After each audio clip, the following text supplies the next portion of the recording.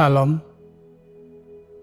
Bapak, Ibu yang dikasih Tuhan, apa kabar?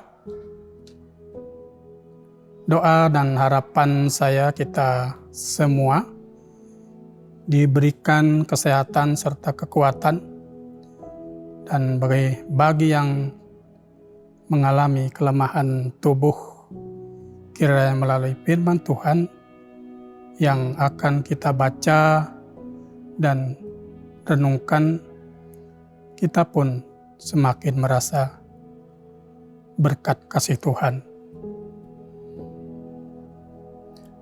Baik Bapak dan Ibu, saudara-saudari yang dikasih Tuhan,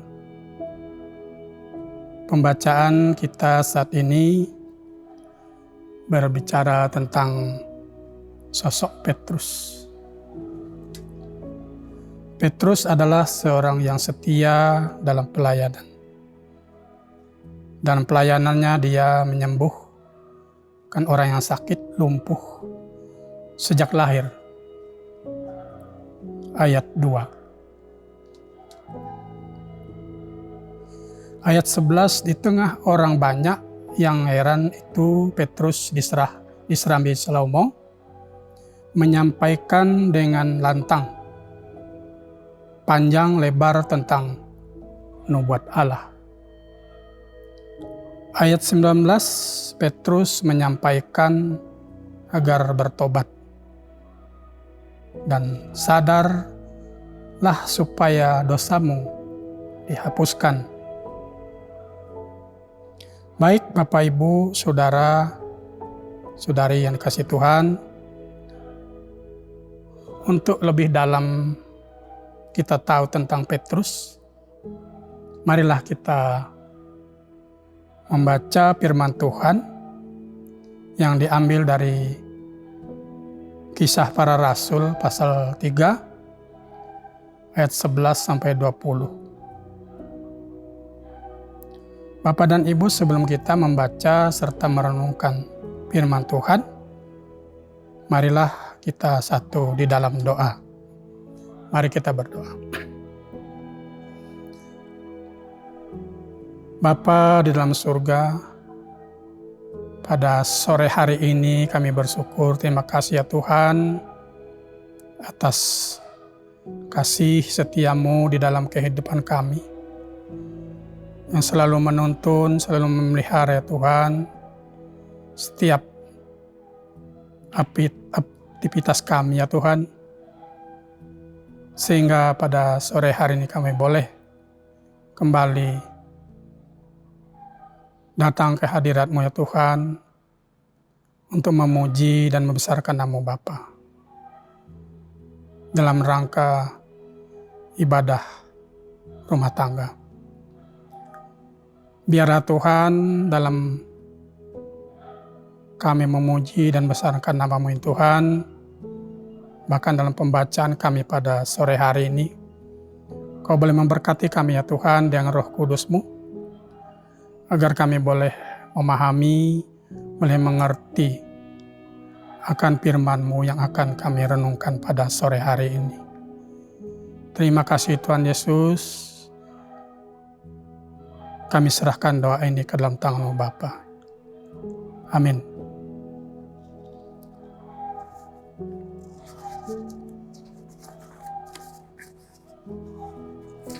Baik Bapak Ibu yang dikasih Tuhan,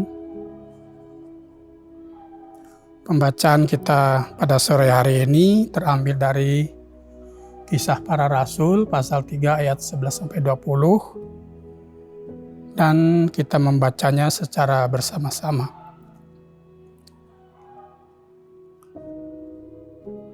Khotbah Petrus diserambi Salomo. Karena orang itu tetap mengikuti Petrus dan Yohanes, maka seluruh orang banyak yang sangat keheranan itu datang mengerumuni mereka di serambi yang disebut serambi Salomo. Petrus melihat orang banyak itu lalu berkata, "Hai orang Israel, mengapa kamu heran tentang kejadian itu? Dan mengapa kamu menatap kami seolah-olah kami membuat orang ini berjalan karena kuasa atau kesalehan kami sendiri?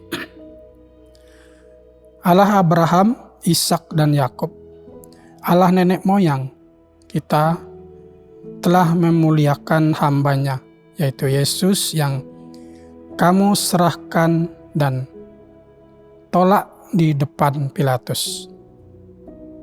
Walaupun Pilatus berpendapat bahwa ia harus dilepaskan, tetapi kamu telah menolak yang kudus dan benar, serta menghendaki seorang pembunuh sebagai hadiahmu. Demikianlah ia pemimpin kepada hidup telah kamu bunuh, tetapi Allah telah membangkitkan dia dari antara orang mati. Dan tentang hal itu kami adalah saksi. Dan karena kepercayaan dan nama Yesus, maka nama itu telah menguatkan orang yang kamu lihat dan kamu kenal ini. Dan kepercayaan itu telah memberi kesembuhan kepada orang ini di depan kamu semua.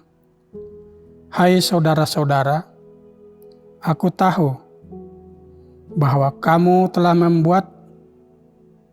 telah berbuat demikian karena ketidaktahuan, sama seperti semua pemimpin kamu.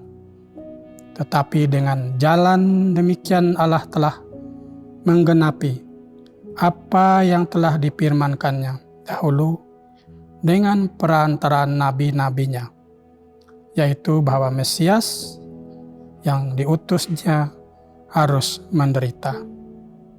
Karena itu sadarlah dan bertobatlah supaya dosamu dihapuskan, agar Tuhan mendatangkan waktu kelegaan dan mengutus Yesus yang dari semula diuntukkan bagimu sebagai Kristus. Demikianlah firman Tuhan pada sore hari ini. Haleluya.